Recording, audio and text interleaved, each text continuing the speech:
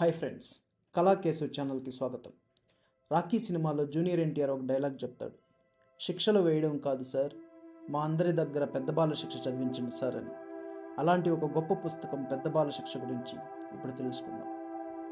మన భారతదేశంలో 18వ శతాబ్దంలో విద్య అనేది సాంప్రదాయకంగా ఉండేది. సాహిత్యం, మతం, చట్టం, తర్కం మరియు తత్వశాస్త్రంపై దృష్టి సారించారు.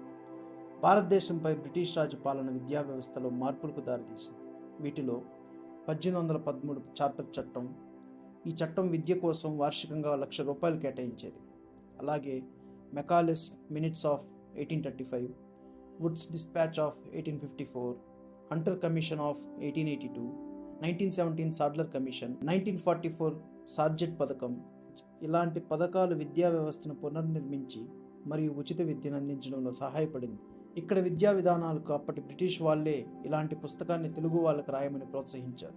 ఈ రోజుల్లో పెద్ద బాల శిక్ష అనే పుస్తకం ఈ తరానికి తెలియకపోవచ్చు. ఇంచుమించుగా 190 సంవత్సరాలు ఉండే చరిత్ర పెద్ద బాల శిక్షది. 19వ శతాబ్దంలో ఈ పుస్తకం ఖచ్చితంగా ఇళ్లలో ఉండేది. ఈ పుస్తకంలో లేనిదంటూ ఉండదు. నీతి కథలు, సాహిత్యం, కళలు, పంచాంగం, సంస్కృతి, ఆటలు, నదులు, సముద్రాలు, పురాణాలు, విజ్ఞానం, దేశ విషయాలు, ప్రాపంచిక విషయాలు ఇందులో ఉండేవి. ఇది 1960 వరకు విద్యార్థులకు అకాడమిక్ సిలబస్లో భాగంగా ఉండేది. 1832లో చదలవాడి సీతారామ శాస్త్రి పిల్లలకు విద్యా సంబంధమైన పుస్తకం అయిన బాలశిక్షను రచించాడు. మొదటి ఎడిషన్ 48 పేజీలు మాత్రమే ఉండేది. ఈ పుస్తకం 1856లో 78 పేజీలతో ముద్రించబడింది.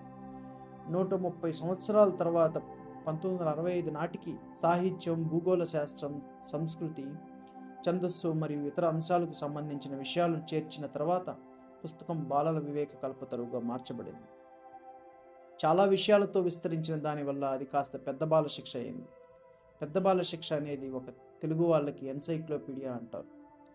పెద్ద బాల శిక్ష యొక్క అనేక స్వతంత్ర సంస్కరణలు ఇప్పుడు ఉన్నాయి. ఇప్పుడు మళ్ళీ గాజుల సత్యనారాయణ దీన్ని 12 సంవత్సరాలు కష్టపడి సరికొత్త ఆధునీకరణతో ఈ పుస్తకాన్ని తీసుకొచ్చారు. మరి ఏ రాష్ట్రంలోనూ ఏ భాషలోనూ ఇలాంటి పుస్తకం లేదు. మనకి నిత్య జీవితంలో కావాల్సిన జ్ఞానం అంతా ఈ పుస్తకంలో ఉంటుంది. అలాంటి పుస్తకం మళ్ళీ మన సిలబస్లో ఉంటే ఎంత బాగుంటుందో. పెద్ద బాల శిక్షలో నాకు ఇష్టమైన ఒక కావ్యం మీకోసం. ఏ దేశమేగినా ఎందు కాలిడినా, ఏ పీఠమెక్కినా ఎవ్వరేమనినా, పొగడరా నీ తల్లి భూమి భారతిని, నిలపరా నీ జాతి నిండు గౌరవము. ఇలాంటి వాటి కోసం ఈ ఛానల్ని సబ్స్క్రైబ్ చేసి నన్ను ప్రోత్సహించండి. మళ్ళీ మరో విషయంతో మీ ముందుకు వస్తాను. సెలవు.